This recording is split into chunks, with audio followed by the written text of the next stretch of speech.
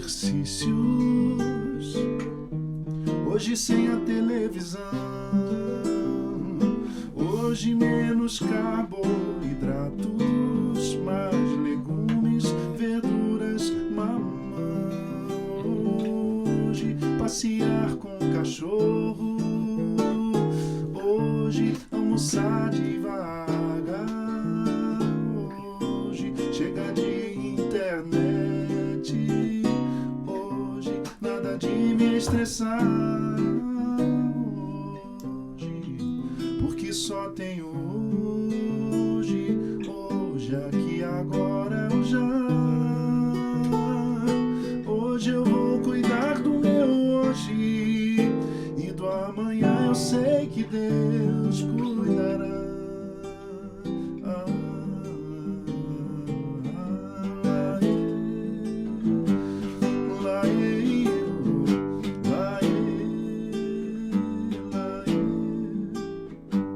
Hoje vou ao sebo da esquina, hoje é pra contar até 10. Hoje quero reler com calma Jó, mesmo Cantares Moisés. Hoje vou ouvir as pessoas, hoje eu volto a sorrir. Hoje quero a paz mais discreta, aquela paz de orar e dormir. Hoje não brigar por tolices, hoje praticar perdão. Hoje nada de Facebook, hoje mais água no feijão. Hoje porque só tenho hoje, hoje aqui agora o já. Hoje cuidar do meu hoje e do amanhã eu sei que Deus cuidará.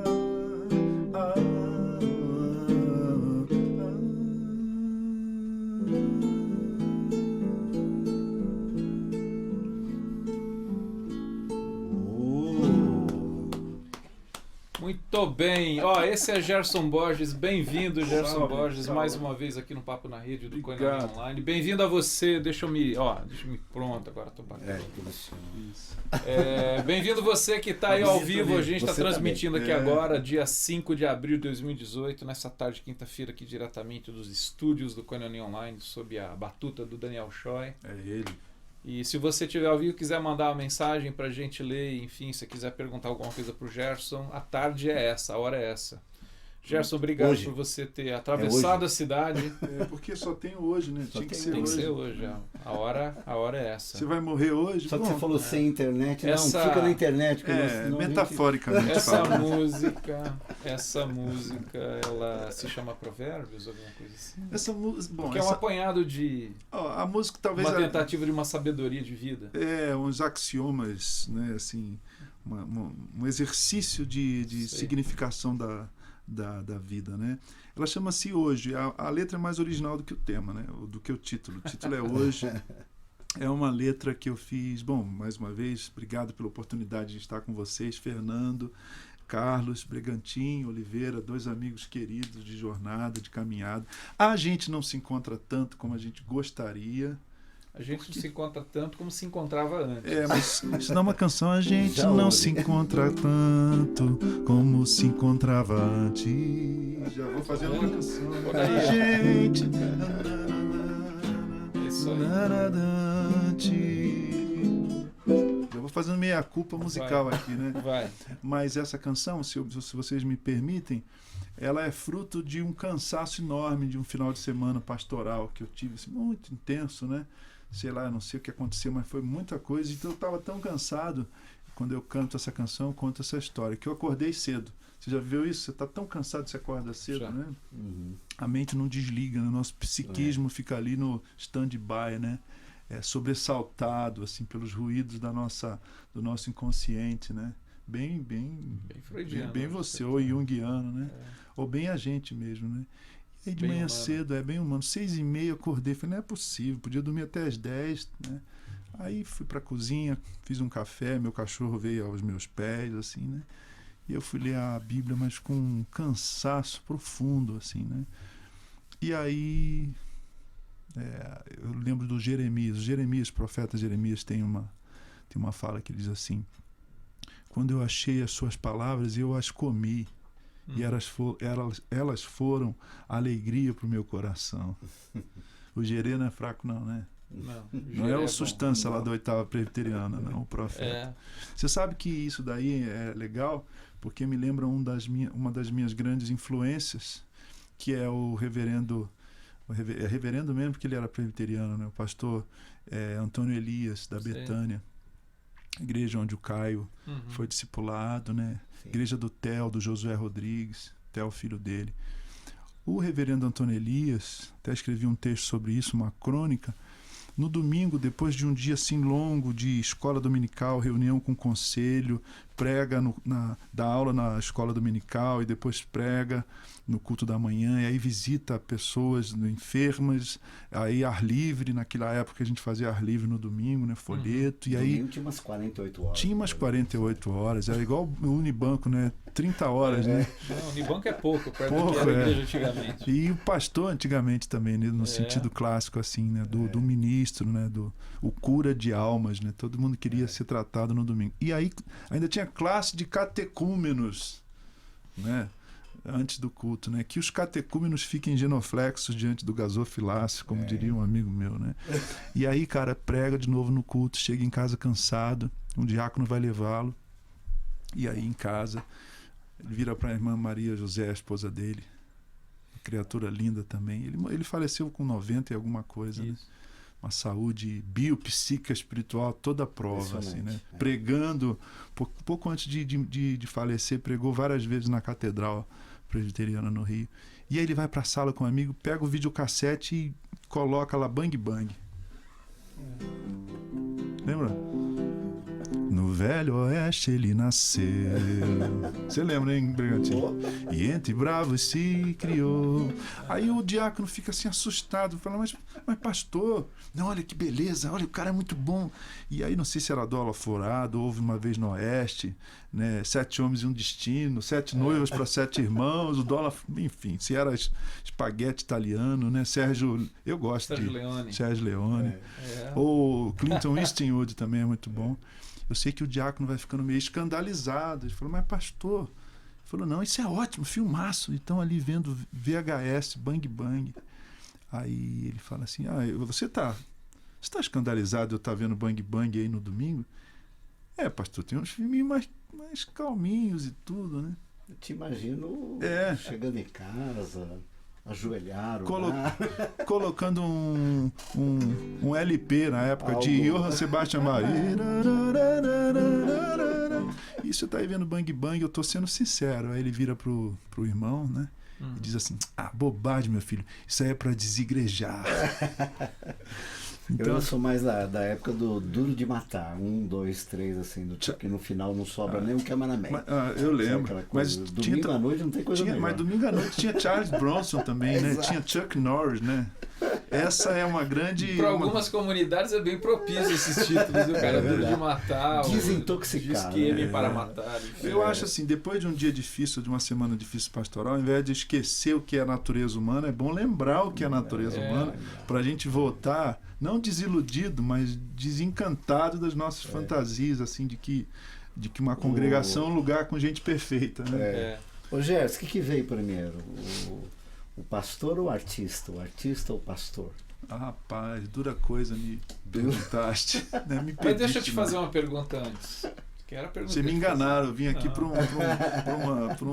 ser inquirido vocacionalmente. Você está conseguindo quase algo inédito aqui, deixar eu e o Fernando calados. Não deixando a gente falar. Eu falo dormindo, assim, O Daniel deve estar adorando. Não, antes de você responder essa pergunta do Carlos sobre. Você nem me perguntaram, eu falei meia hora. Não tem problema, você é o cara dessa meia hora. My goodness. Mas conta pra gente, pra quem tá te vendo, Gerson. Antes da pergunta do se descobrir ou se perceber pastor e poeta e músico, a sua experiência de do encontro com Jesus de Nazaré, a sua conversão, e assim, brevemente, como que você avalia, ou como que você vê a sua caminhada hoje? Porque a gente estava querendo falar um pouco sobre cultura. Então, como foi esse primeiro momento desse encontro, de se perceber cativado pelo Evangelho de Jesus, e a sua caminhada, como que você se vê hoje como um discípulo de Jesus? Bom, ótimo. Em primeiro lugar, eu queria dizer que apreciei muito a sua ajuda, porque ele me colocou numa pergunta vocacional profunda aqui, né? Mas falando sério, é muito bom a gente fazer um olhar amoroso, afetuoso, sem nenhum tipo de dogmatismo ou de preocupação de dizer assim, de datação. Olha, foi no dia tal, né? Eu vi um sermão com o pastor tal. Mas eu começo meu último livro, O Ser Evangélico Sem Deixar de Ser Brasileiro. A gente estava até falando sobre ele, dizendo: eu sou brasileiro,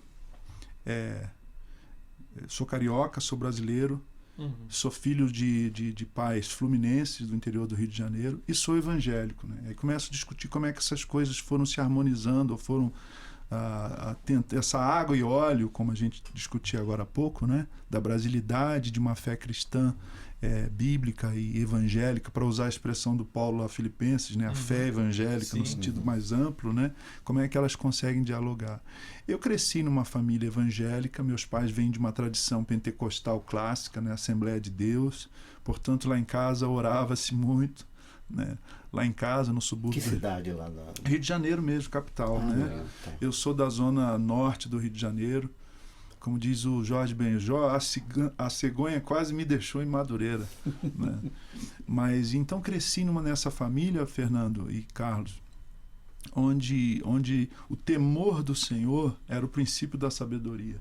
Sim. Não uma teologia muito bem amarrada, não uma liturgia de domingo assim exuberante, né? Era um ambiente pentecostal, simples, no subúrbio do Rio de Janeiro. Meu pai é operário, minha mãe é uma empregada doméstica que depois se tornou costureira, mas o evangelho, a vivência da fé cristã naquela comunidade trouxe dignidade para o meu pai. Ele era diácono, depois presbítero, e aí ele lia, fazia cursos de teologia assim por correspondência, foi fazendo uma pequena biblioteca, incentivavam os filhos a lerem, né, a ler e a levar a educação a sério. Eu reporto isso como fruto desse espírito protestante que diz que o esforço vale a pena, né? O Weber tem uma crítica importante, mas tem esse lado que a gente não pode esquecer, né? Os judeus e os protestantes sempre enfatizaram muito o empenho pessoal, a educação. Resumindo uma longa história, aos 12 anos eu me percebi pecador mesmo. Pecador. E não sei, na pré-adolescência a gente começa a descobrir um monte de coisa, né? E aí, de repente, eu me vi pecador. Eu falei, poxa, eu não sou convertido. Eu não sou cristão. Não conhecia aquela afirmação aí que é meio clichê, mas funciona. Deus não tem netos, Deus só tem filhos, né? Eu falei, poxa, eu não tenho isso, não tenho essa experiência. E aí fui ler a Bíblia, fui ler o Evangelho de João, né? Sim. Essa maravilha que é o Evangelho, que é a descrição da vida de Jesus joanina, né? E aí me vi lendo: conhecereis a verdade vos libertará. Esse texto é o texto da minha, eu vou dizer conversão, mas eu acredito, como Lutero acreditava, que há conversões dentro da conversão, sim, né? Mas a primeira leitura bíblica... Fez parte dos processos. Todos, né? Exatamente. Eu acredito muito há um lugar para essa coisa do... eu li outro dia o Keller, ele falava sobre isso, né? Sobre o convite para a salvação, né? Hoje, batista, a gente acredita nisso, né? Numa teologia que dialoga que tenta contrapor assim, num equilíbrio tênue e difícil, a liberdade pessoal e a soberania de Deus, né? Eu acredito mesmo, como Jesus diz em João, que as ovelhas que o Pai lhes dá, ninguém as tira da sua mão, né? E eu senti o Senhor me chamando para a salvação, para o discipulado. E começou aí a minha caminhada aos 12 anos. E eu lembro bem que foi lendo João, né? o Evangelho fez sentido, o convite de Jesus fez sentido, né? Você vai ser livre. Livre de quê? O que pode prender um menino de 12 anos? A culpa religiosa, né? Ou então o medo do inferno. Sim. E vai por aí. E como Tudo que você tem a ver do tamanho de um menino de 12 anos. E como que você se vê hoje? Qual é a leitura que você faz? E aí eu queria você introduzir a resposta para a pergunta do Brega. Como que você se vê hoje, inclusive na questão da sua vocação, nas frentes que você atua? Seja como pastor de uma comunidade, como escritor, como poeta, músico. O Thomas Merton, que é um autor muito importante para mim, né? Já para minha fase madura, já nos 30 anos eu comecei a ler Merton, Nowen, a patrística e os místicos, né? E esses diretores espirituais, como diz Osmar, nosso amigo, né? E pastor. O Thomas Merton tem uma frase muito verdadeira, né? E ela tem uma gravidade cada vez maior assim na minha vida, uma densidade. Ela diz que em termos do segmento de Jesus, talvez a gente nunca passe de principiantes, né? Não no sentido cartesiano, de que, eu já sou cristão há 20 anos, então não posso ser mais um catecúmeno, um neófito, sabe? Mas no sentido de ser sempre um aprendiz. Eu estou sempre redescobrindo a graça do Evangelho e o Evangelho da graça. Agora mesmo estou escrevendo sobre Jesus, um material de discipulado, e aí estou lendo lá mais de 10 livros sobre Cristo. E o Jesus da história e o Cristo da fé são a mesma pessoa, ele está vivo. O que Jesus disse tinha autoridade, não é porque ele citava as Escrituras ou porque ele fazia uma articulação mais interessante com a leitura a leitura rabínica daquela época. Tinha autoridade porque ele era o que ele ensinava, né? É a própria encarnação. Ele era a encarnação, ele era a palavra. Exato. E hoje eu me vejo assim muito mais apaixonado por Jesus, né? A palavra discipulado para mim tem uma urgência cada vez maior, sabe, Fernando? Uma canção sobre esse amor. Eu insistiria na questão. Na questão. Vamos lá, Brega. Eu insistiria na questão. Tem uns e-mails aqui que eu queria ler. O pessoal mandou, tá bom, você falando do Gerson, pastor, poeta, músico, enfim, mas eu voltaria no que eu coloquei, né? Quando é que veio o pastor e o artista, e eu com enfoque no artista. Entendi. Porque essa é uma outra questão que eu acho que nesse chamado universo religioso, a figura do artista, ela é mal resolvida, né? Ela ainda não é resolvida. Ela não foi conceituada direito, né, Breno? Exatamente, porque tem aquela coisa assim, não, mas é convertido, não é convertido, e usam esses outros vocabulários que eu nem gosto de usar. Não, e outro assim, a arte é convertida ou não? Isso. Tem essa outra coisa. Então assim, e eu sempre que me lembro de você, sempre que vejo, enfim, desde que conheci você, óbvio, a sua veia pastoral é óbvia, né? A sua veia didática, né? De mestre é óbvia, mas você tem, até por ser carioca, né? Músico, você tem um quê de artista. Você tem jeito de artista, tem pegada de artista, sabe lidar com o microfone, sabe lidar com... Que legal. Pena que eu não tenho dinheiro de artista, nem casa de artista. Mas assim, como é que você encara isso? Assim, em primeiro lugar, você é muito generoso e você fala muito bem. Quando você prega, quando você fala, assim, nenhuma anotação, me parece, Fernando, que eu estou diante do Suassuna, assim, os caras tinham uma largueza de coração. Tudo ilusão, irmão. Não, ilusão nada, né? Então, assim, obrigado. Eu diria que é tanta coisa boa para a gente conversar aqui, né?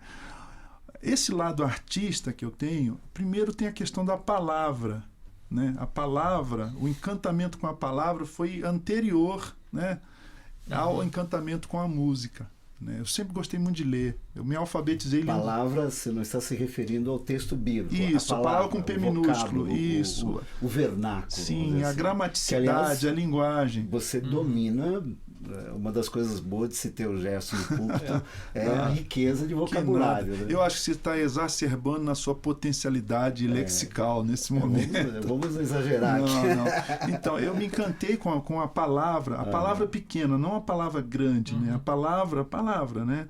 A linguagem, a língua, a narrativa, a poesia. Meu pai é fluminense, mas ele era apaixonado pelos cantadores nordestinos, né? Então, o repente, na força que a palavra tem de criar mundos, como dizem os teóricos literários, isso foi me encantando desde a infância, o aprendizado da leitura. Mas o Paulo Freire tem uma fala muito legal. Ele diz que a leitura do mundo precede a leitura da palavra, né? E eu sempre fui um menino muito curioso, prestando atenção em tudo, lendo o mundo, lendo as pessoas, lendo o ambiente. E eu acho que isso é sine qua non para o artista. Sim. Né? Por isso que o artista tem aí uma reza a lenda, né? Lenda urbana, que o artista é meio depressivo, ele é meio da pá virada, ele é sem eira nem beira, ele não sabe onde põe a chave. Por quê? Porque ele se encanta com a borboleta azul na janela. Né? Ele olha a pedra e não vê pedra, né? Por isso que a Adélia diz que, de repente, de vez em quando Deus me tira a poesia, porque eu olho pedra e só vejo pedra. Né? Mas quando eu olho pedra e vejo outra coisa, eu digo, no meio do caminho tinha uma pedra no meio do caminho, como diz o Drummond. O poeta, até quando vê só pedra, ele é pedra. E ele não é qualquer pedra. E ele não petrifica o discurso, né? Ele lubrifica a compreensão, ele molha, ele dá vida, né? Ele embeleza. Ele dá sensibilidade. Ele despetrifica a pedra, né? Ele torna a pedra uma metáfora, né? E aí eu me vi gostando muito de poesia. Aos 10 anos, 5ª série, Escola Municipal do Rio de Janeiro, a professora disse, eu quero que vocês façam um texto poético. Aí eu fiquei pensando o que era aquilo, e aí eu fiz lá umas redondilhas, como diria o Chico, né? No interior do norte, lá nas terras do sertão, existia um sertanejo que se chamava João e tal. 10 anos ali. E a música veio em seguida. Meu pai me deu um violãozinho, né? E comecei a tentar copiar, imitar, né? Os músicos. Eu penso que o lado artista, o eu artista, né? O Fernando Pessoa tem aquela coisa dos vários eus dentro de si. Então eu tenho o eu artista, eu tenho o eu educador, que é uma outra conversa, né? Que é esse gosto danado por aprender e por ensinar, né? E o pastor, né? Eu acho que o pastor é alimentado, no meu caso, né? É alimentado, Fernando, tanto pela curiosidade do artista que mora em mim, né? E sem nenhuma pretensão, mas desse cara que inventa coisa, porque a palavra é poiesis, é invenção, é criar coisa, né? E também pelo prazer do educador que mora em mim, de descobrir coisas, de desvendar coisas e partilhar essas coisas, né? Então, eu não sei separar, voltando então à pergunta inconclusa ou ainda não respondida, eu não consigo separar o artista do educador e do pastor. Institucionalmente não daria certo eu ter três cargas, uma carga horária para cada uma dessa vocação. Por exemplo, ser professor, como era o meu projeto até uns 10, 15 anos atrás, universitário e de dedicação semi-exclusiva, numa cadeira de teoria literária, de poesia ou de teologia, não é? E, ao mesmo tempo, Fernando, ser pastor de tempo integral ou parcial, que é uma expressão feia, né? Meio sem sentido, estranho. Um pastor titular ou efetivo de dedicação exclusiva numa comunidade e, por exemplo, fazer turnê viajando, tocando, cantando. Então, o problema está na agenda, na compatibilidade de horários, não na paixão. Né? Não na vocação. Lembra do Dom Evaristo Arnes? Sim. Então, essa história eu acho que fecha essa pergunta bem. Ele já era ministro ordenado, já era padre, né?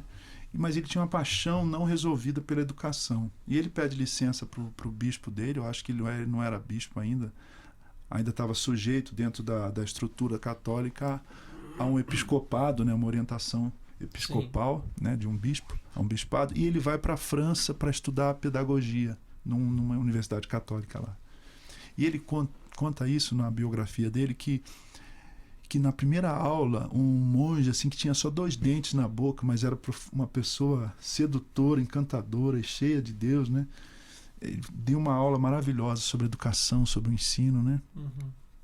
E ele ficou très content, como se diz em francês, muito feliz. E ele procura o monge e fala assim: olha, monge, mas eu tenho uma crise, porque eu sou padre, eu tinha que estar na paróquia, eu não podia estar aqui fazendo essas coisas. E aquele monge, no alto da sua vivência de sabedoria, na sabedoria da sua vivência, diz assim: tudo bem, filho, fique em paz, você pode ter até 10 vocações.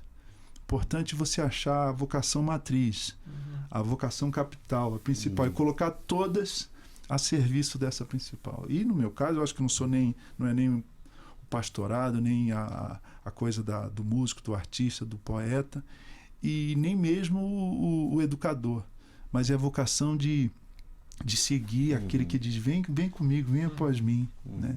Essa é a minha vocação cristã, para mim, antecede isso. Sim. Eu estou falando muito, não quero fazer palestra, não. Deixa eu ler uns e-mails que está aqui. Querendo mas aí depois a gente queria ouvir você. Uma canção. Queria ouvir você cantando. São 3 horas de programa, é isso? 4 horas e meia. Nossa. O Moisés, olha, de Curitiba. Que grande satisfação nessa tarde poder desfrutar das belas canções do Gerson Borges. Grande Moisés, abraço, cara. Nos eleva nas suas canções. O Leonilson, de São Luís. Gerson, toca um Bumba Meu Boi, abraço temperado, Fernando e Brega, saudades do programa. Bumba Meu Boi não dá, mas dá pra cantar um shot, meu nordestino. Keila. Não é um destino, é qualificação. Vai por aí, que seu filho gosta dessa canção. Keila de Gravatá. Gravatá. Boa tarde, Rio que Grande do prazer Sul, né? é ouvir. Acho que é Pernambuco. Pernambuco? Que prazer. Eu acho que é aqui, Gravatá, Pereira, Pernambuco, né? Pernambuco. Que prazer é ouvir o Gerson Borges. O senhor fala muito comigo através de suas canções. Deus abençoe vocês. Você também, Keila. E também. E a Silvinha Rezende, lá de Itaboraí, Rio de Janeiro. Boa tarde, queridos. Há um excesso de ontens e amanhãs em nossos hojes. Isso aí. Será por isso que a gente anda tão cansado? Acho que tem muito a ver, né, Silvinha? E por falar em LP, coisa canta bonita, um pedacinho, né? De Sessão da Tarde, GB. Tá aí, 1991, meu primeiro disco, primeiro LP. Para todo tipo de herói há uma missão. Às vezes prender um certo vilão, proteger a terra. Há os velozes como a luz e outros imortais, poderosos guerreiros de tão reais. Seu poder nos seduz, mas não me disseram que viver era mais tenaz. Cansei de brincar de pegar ladrão, bang, bang, guerra. Essa música é muito antiga. Felicidade é o calo na mão, o labor da vida. Meus valentes guerreiros não vencem mais. Foram-se então. E vai embora. Só que ela é alta, né? Como diz o João. Obrigado, Silvinha, pelo pedido. O João Alexandre fala isso. Quando a gente é novo, GB, a gente canta lá em cima, tão agudo, parece um cabrito desmamado, né? Aí já tô chegando aos 50, tem que cantar mais boemia. Uma coisa boa em você, observando você e aqueles que como você compõem, é essa coisa de ver e perceber Deus nas canções ou na poesia sem necessariamente exagerar no uso do nome dele, né? Que me parece às vezes uma banalização. Né? Às vezes eu digo até Deus demais no sentido da palavra, né? E às vezes falta Deus na essência, no conteúdo do que se diz, né? E você é daqueles que compõe e canta Deus o tempo todo, não necessariamente usando o vocábulo, né? Que Deus no espelho das palavras, né? Isso aí, um poeta, né? Aí, até porque Deus não é o nome de Deus, né? Pois é. Deus é um título para o eterno, para o Criador, para a divindade. E algumas traduções, né, usaram esse Theos aí para se referir a outras. É o que se conseguiu, né? A ideia, é o que se achou, né? Exatamente. Ideias distorcidas daquele que é, que era. Mas no que diz respeito ao que você falou de você, eu acho que assim, quem sabe de você e quem convive minimamente contigo percebe que você integra essas vocações. Há um esforço, você integra muito.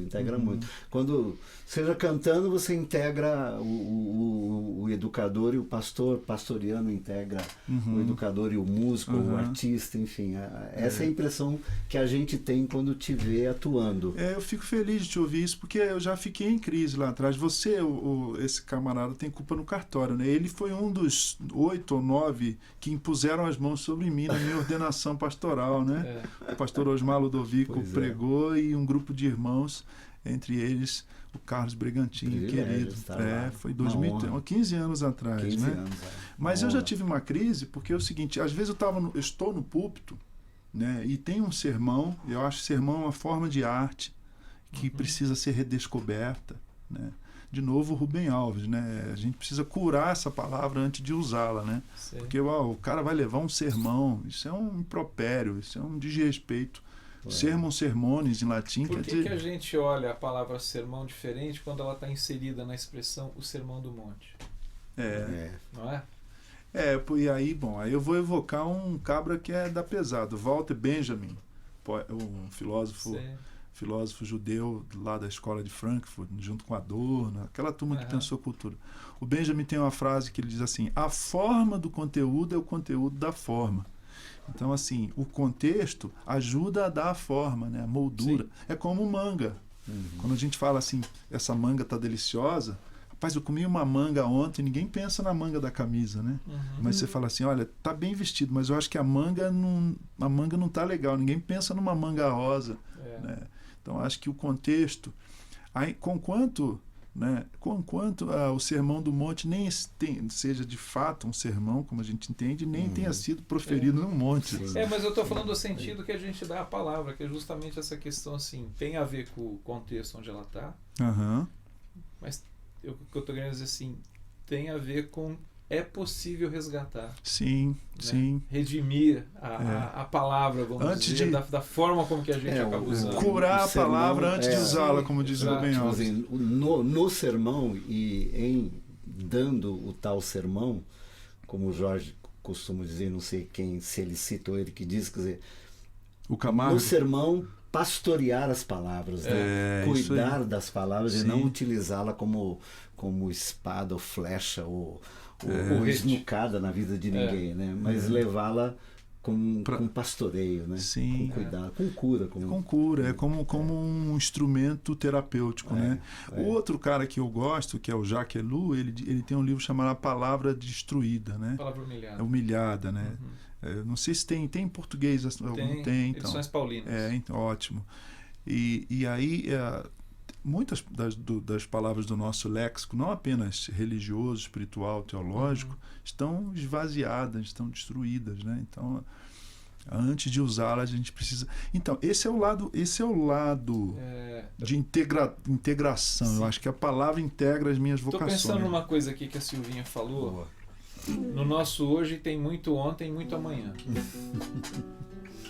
Você não acha, Gerson? Ela está falando de depressão e ansiedade, não está?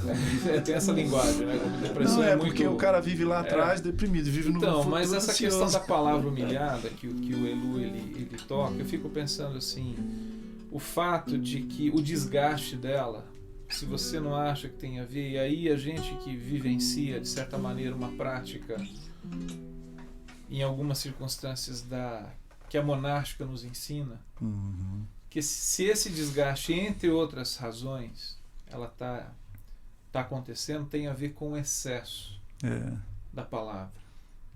Então, por exemplo, você falou de Deus, então se fala de Deus tanto tempo todo.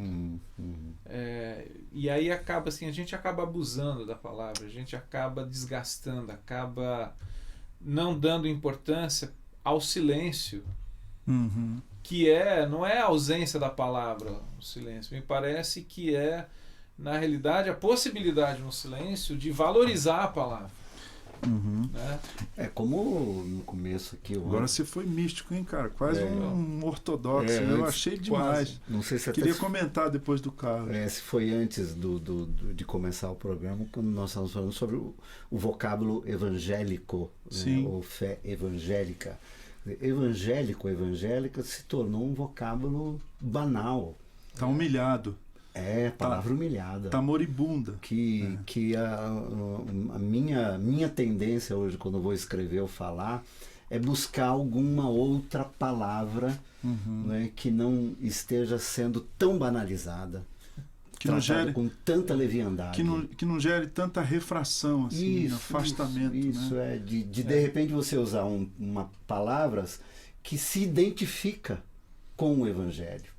Com a essência. Do que você ter que forçar a usar um termo que se banalizou, fruto do exagero. Eu acho que é uma luta, em alguns momentos em glória, outras ensandecida, né? Mas em outros momentos eu acho que é uma luta que vale a pena ser vivida. E aí olha a expressão, vale a pena, vale o sofrimento envolvido, porque quando a gente pensa na origem grega, né, evangelion, né, tem um anjo na palavra, né, o mensageiro, aquilo que a mensagem, né, e também tinha a ver, como nós sabemos, né, na nossa formação teológica, minimamente a gente sabe que o evangelho era a notícia que um arauto dava para.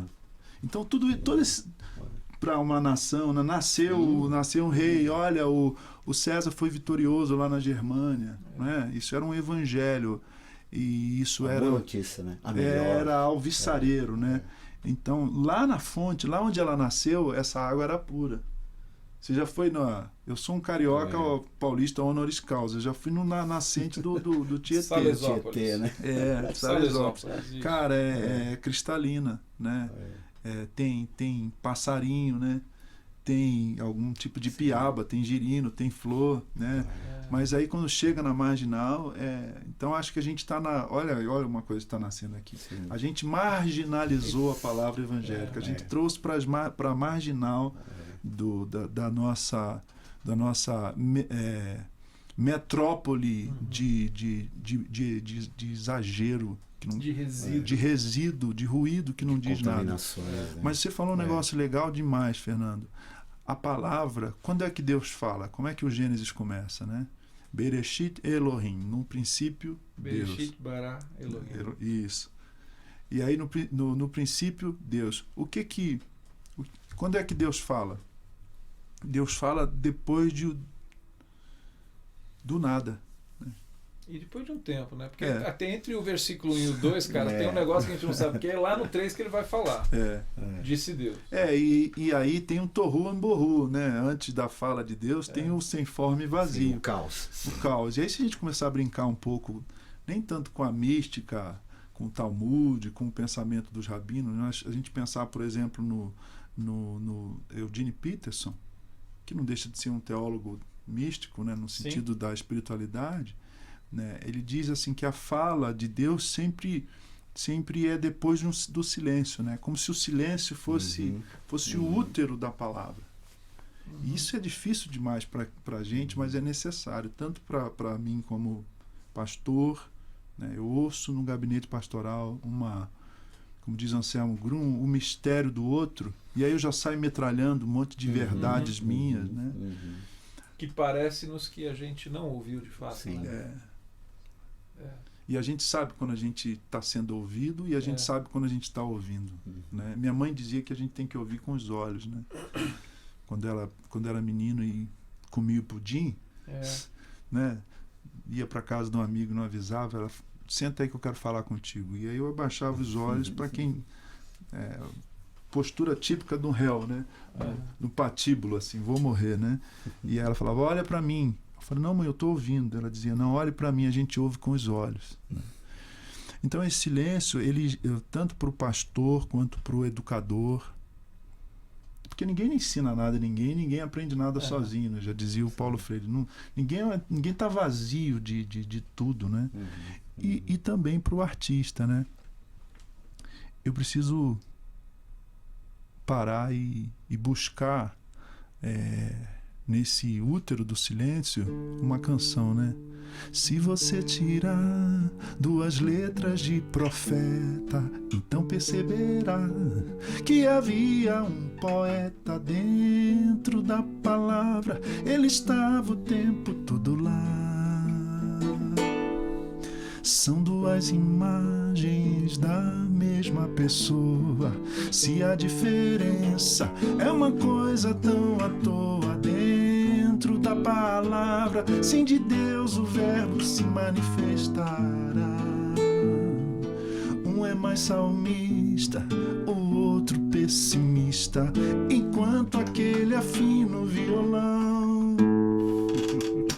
Esse esbraveja pra que o mundo veja a ira santa do seu coração. Será? Foi em Davi que eu li, ou num dos 17, sem falar naquele do Jordão.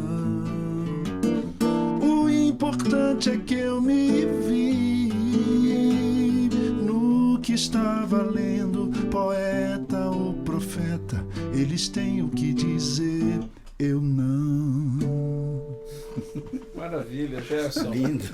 Tentando Olha, estamos curar a com palavra profeta. 45 minutos de Tem que papo. acabar. Que é isso? Já pensou, cara? Ó, a Silvinha mandou agradecer. Não, o Daniel mandou, está sendo tá muito generoso agradecendo. conosco hoje. É? Obrigado, Hoje ele Daniel. tá- Viu? A Silvinha Tecnicamente já agradeceu acabou, pela né? Já sessão acabou. da tarde. Tem um camarada aqui de Belo Horizonte, o Rick.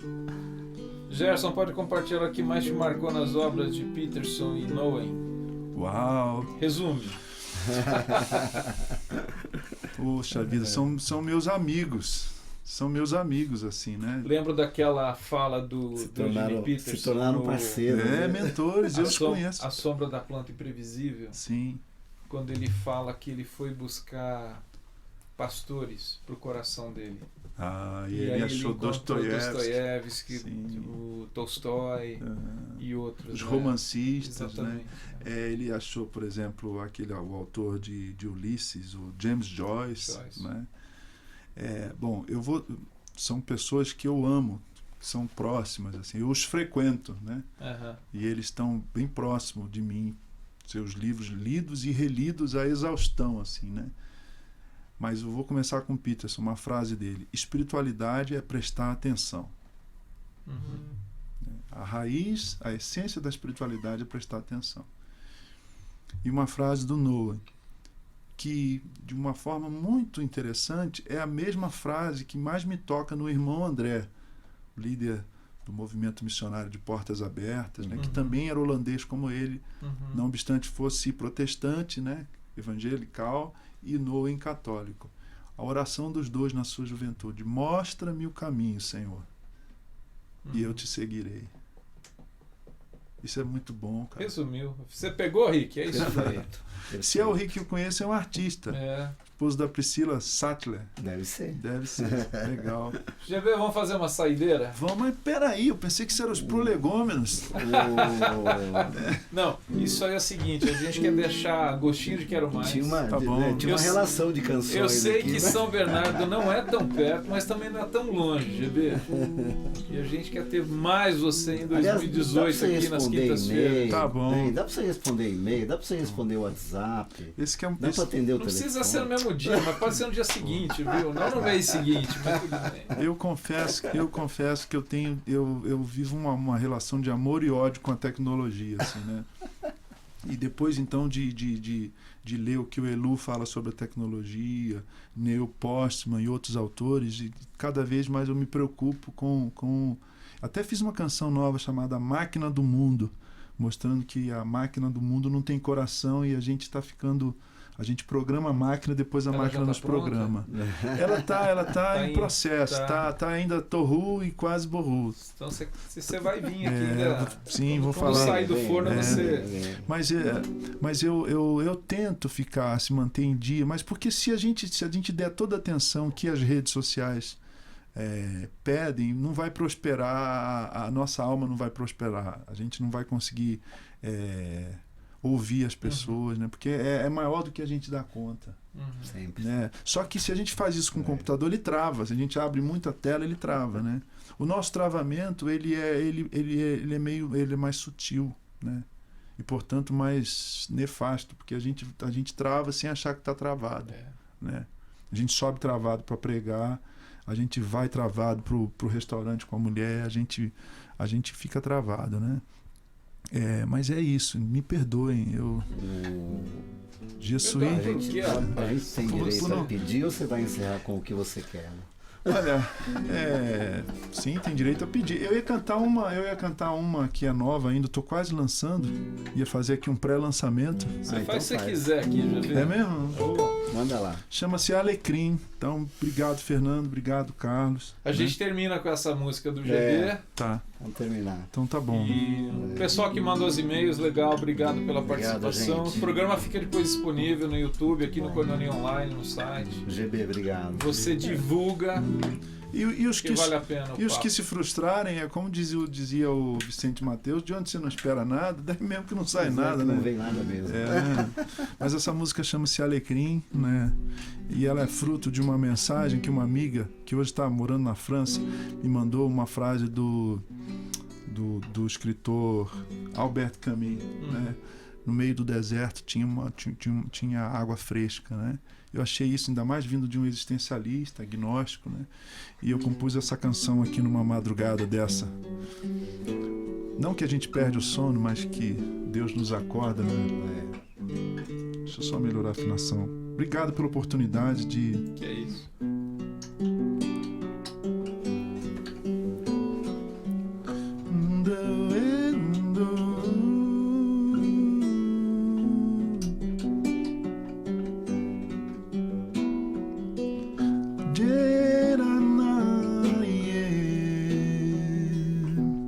Cada coisa tem o seu lugar, cada porta a chave que lhe abrirá, cada vento tem seu catavento, cada tempo tem um mal que lhe caberá, cada fome tem o seu maná, cada mago unguento que lhe fechará, cada vento tem seu catavento, cada tempo tem um mal que lhe não vai durar. Eu nessa noite escura vou me lembrar, no meio daquele deserto todo, um oásis dentro de mim, escondido naquela guerra, paz sem fim, de trás da pior melancolia, mãe da maior alegria, o mato crescia, eu olhava e não via um ramo verde de